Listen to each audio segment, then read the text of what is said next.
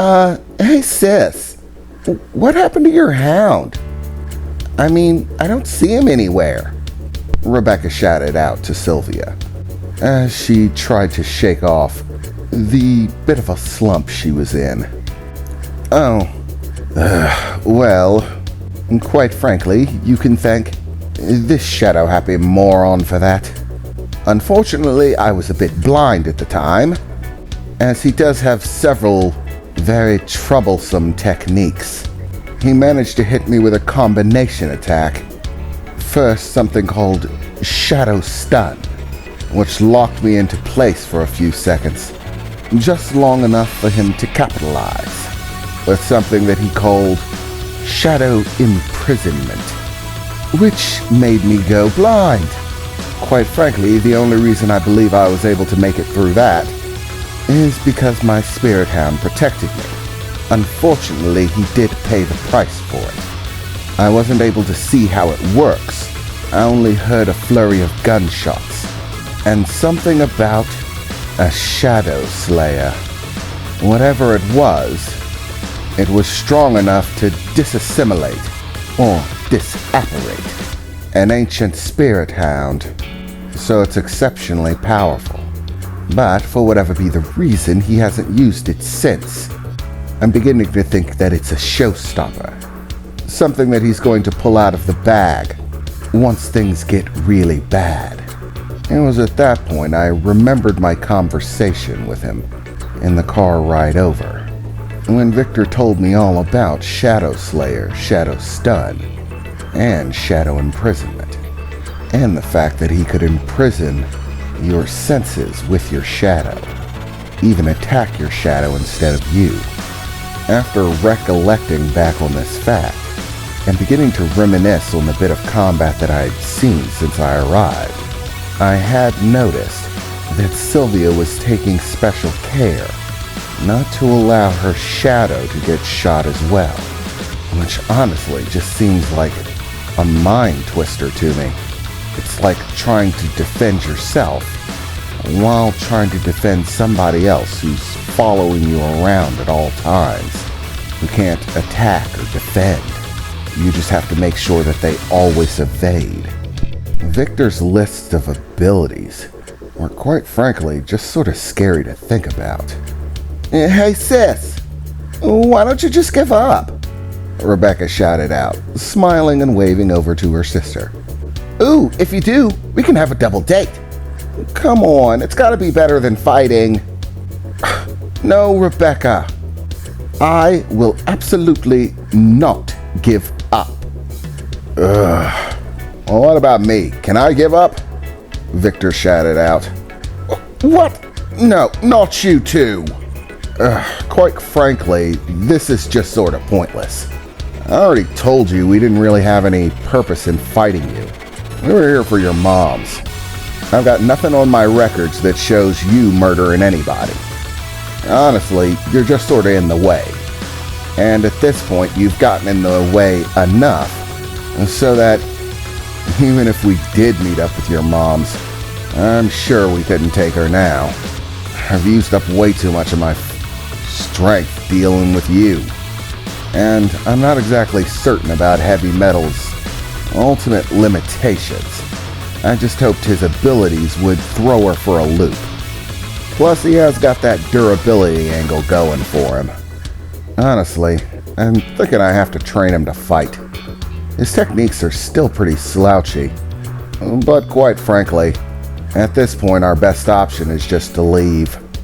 Hooray! Rebecca shouted. That means we can all be friends. No, it doesn't, Rebecca.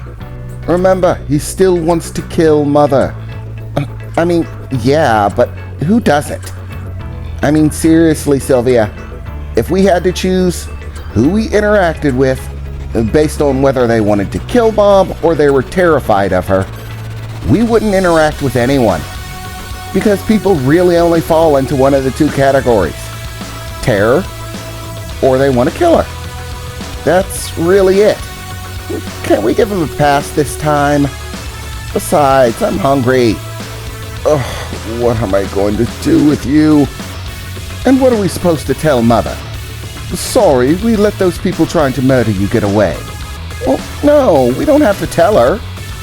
We can tell her that we invited some boys over for a double date. And that's really all there is to it. We just forgot to tell them about the security system, that's all. Do you really think Mother will buy that? No, probably not, Rebecca replied with a smile. But here's a better question. Do you really think she'll care? What? Sylvia replied, raising an eyebrow. It's a pretty simple question, sis. Even if we do lie to her, and she knows it's a lie, do you really think she'll care? As long as we don't bother her with it, she'll probably just mosey about her business. And what happens when these two show back up at some future event, trying to kill Mother? Well, then, if they're stupid enough to do it twice, I'd say they have it coming. But I doubt it's going to happen. I think the Heavy Metal Knight is siding with us. Hey, I'm not siding with anyone. Hell, based on what you said, I'm getting the feeling that Victor was absolutely right about what he was telling me. Quite frankly, I'm surprised that either of you is halfway moral at all, with all that I've heard about your mother.